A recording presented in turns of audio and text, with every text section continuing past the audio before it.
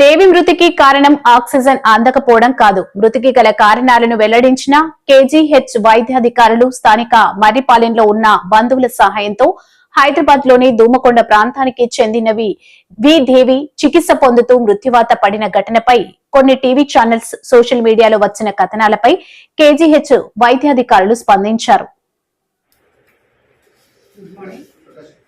నేను డాక్టర్ వాణి, సూపరింట్ king George hospital, Visakhapatnam. అయితే media కారణాల్లో వస్తున్న కేసు గురించి చెప్పాలని అనుకుంటున్నాను. ఈ లేడీ బి దేవి, ఈవిడ అడ్రస్ తుమ్మకొండ, హైదరాబాద్, తెలంగాణ అని మనకి ఇచ్చున్నారు. వీళ్ళు 6వ తారీఖు తెల్లవారుజామున 2:45 గంటలకు ఇక్కడ రావడం జరిగింది కేజీహెచ్కి. అక్కడ డ్యూటీ డాక్టర్ గారు చూసి తర్వాత అక్యూట్ మెడికల్ కేర్ యూనిట్కి రాజేంద్ర ప్రసాద్ వార్డుకి షిఫ్ట్ చేయడం జరిగింది. అక్కడ ప్రిలిమినరీగా అంతా టెస్టులు అన్నీ అంత క్లినికల్ ఎగ్జామినేషన్ అంతా చేసిన తర్వాత వార్డుకి షిఫ్ట్ చేశారు.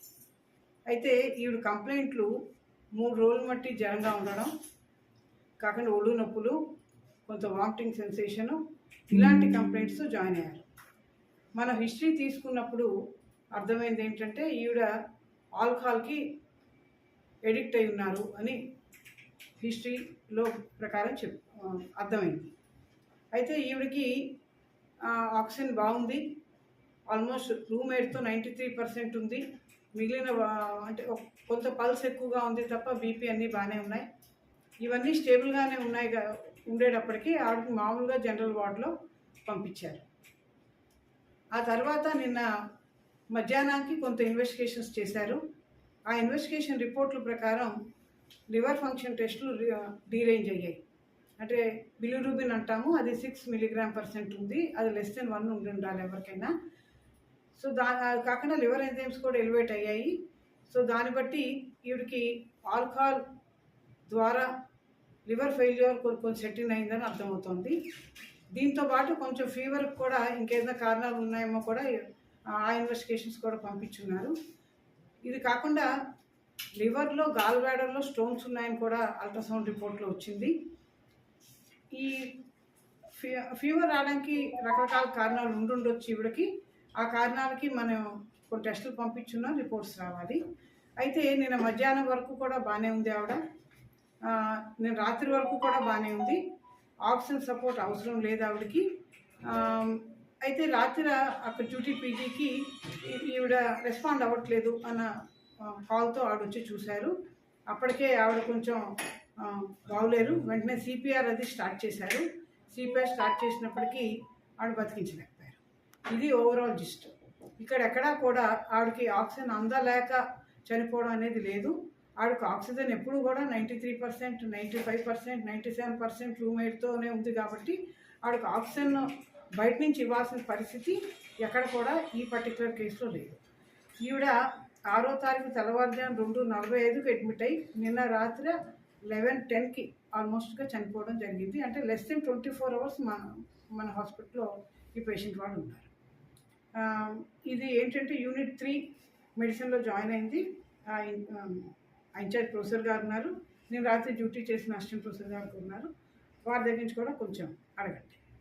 ఎక్కడ కూడా కరెంట్ వాస్తవం చర్యలు తీసుకున్నాం. దాని ఇక్కడెక్కడా కూడా కరెంటు లేకపోవడానికి, ఆక్సిజన్ అందకపోవడానికి అసలు సంబంధం లేదు. నిన్న కింగ్ జార్జ్ హాస్పిటల్లో కొంత అంతరాయం జరిగిన మాట కరెక్టే. పవర్ లేదు. ఆల్మోస్ట్ ఒక 8 నుంచి 10 గంటల వరకు పవర్ సప్లై లేదు. కానీ కొంత విభాగాలకి లేదు. అయినప్పటికీ ఏ ఎమర్జెన్సీకి కూడా లోటు లేకుండా జనరేటర్ సహాయంతో ప్రతి ఎమర్జెన్సీ వార్డుకి పవర్ ఉంది. అన్ని సదుపాయాలు శుభ్రంగానే జరిగాయి నిన్నటి వరకు. ఇక్కడ ఆక్సిజన్ లేకపోవడం వల్ల చనిపోయింది అనేది అది వాస్తవం కాదు. ఎందుకంటే ఆవిడకి బయట నుంచి ఆక్సిజన్ పెట్టాల్సిన అవసరం కూడా లేదు. అది కాకుండా పవర్ కట్కి ఆక్సిజన్ సప్లైకి సంబంధం. ఈ రెండు వేరు విషయాలు. గుడ్ మార్నింగ్ అండి. So this patient is 45-year-old female. 45 సంవత్సరాల ఫీమేల్ దేవి అనే పేషెంట్ 6వ తారీఖు సూపరింటెండెంట్ గారు చెప్పినట్టు 2:45 తెల్లారుజామున అడ్మిట్ అయ్యారు. అడ్మిట్ అయినప్పుడు జ్వరము, ఒళ్ళు నొప్పులు, వాంతులతో అడ్మిట్ అయ్యారు.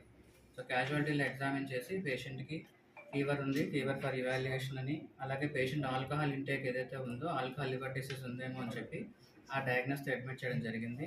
అడ్మిషన్ అప్పుడు కూడా పేషెంట్ ఆక్సిజన్ లెవెల్స్ నార్మల్గానే ఉన్నాయి. సో పేషెంట్ అడ్మిట్ చేసి ఐసీయూ వార్డుకి షిఫ్ట్ చేశారు. ఐసీయూ వార్డులో సుమారు 4 గంటల సేపు ఉన్నారు. పేషెంట్ స్టెబిలైజ్ అయిన తర్వాత, ఆక్సిజన్ రిక్వైర్మెంట్ లేదన్న తర్వాత వార్డుకి మార్చారు. సో మార్నింగ్ పీరియడ్లో కూడా పేషెంట్ వైటల్స్ బాగానే ఉన్నాయి, పేషెంట్ ఆక్సిజన్ లెవెల్ కూడా నార్మల్గా ఉంది. అయితే నైట్ డ్యూటీలో ఏమైందంటే సడన్గా పేషెంట్ అన్రెస్పాన్సివ్ అనే కాల్ మనకి రావడం జరిగింది. అటెండ్ అయ్యేసరికి పేషెంట్కి పల్స్ లేకపోవడం, హార్ట్ బీట్ లేకపోవడం జరిగింది. సో మార్నింగ్ చేసిన ఇన్వెస్టిగేషన్స్లో ఏం తెలిసిందంటే పేషెంట్కి ఆల్కహాల్ వల్ల లివర్ ఎంజైమ్స్ అనేవి పెరగడం, బిలిరూబిన్ పెరగడం జరిగింది. సో ఆల్కహాల్ తీసుకోవడం వల్ల ఆల్కహాల్ హెపటైటిస్ లేదా జ్వరం వల్ల సెప్సిస్ అనే ప్రాబ్లం ఉండొచ్చు అని తెలిసింది. అలాగే అల్ట్రాసౌండ్ చేస్తే గాల్ స్టోన్స్ కూడా రివీల్ అయ్యాయి మనకి, అంటే గాల్ బ్లాడర్లో స్టోన్స్ కూడా ఉన్నాయి. సో వాటికి అనుగుణంగా ఐవీ యాంటీబయాటిక్స్ కానీ ఫ్లూయిడ్స్ కానీ అన్నీ ఇవ్వడం జరిగింది. సో పేషెంట్ దాదాపు స్టేబుల్, ఆక్సిజన్ రిక్వైర్మెంట్ లేకుండానే ఉంది కాబట్టి వాటికి మార్చడం జరిగింది. సో ఈ హఠాత్తుగా 11 గంటలకు ఏమైందంటే సడన్గా కార్డియాక్ అరెస్ట్ రావడం, పేషెంట్ అన్రెస్పాన్సివ్గా మారడం. డ్యూటీ డాక్టర్ గారి కాల్ రాగానే వెంటనే వెళ్ళి సిపిఆర్ చేయడం జరిగింది. సిపిఆర్ చేసినప్పటికీ పేషెంట్ హార్ట్ రివైవ్ అయిపోయేసరికి పేషెంట్ చనిపోయారని డిక్లేర్ చేయడం జరిగింది.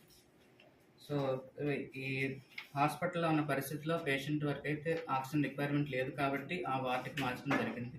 సో ఆక్సిజన్ తగ్గి పేషెంట్కి ఇబ్బంది ఏంటంటే వాస్తవం అయితే కాదు.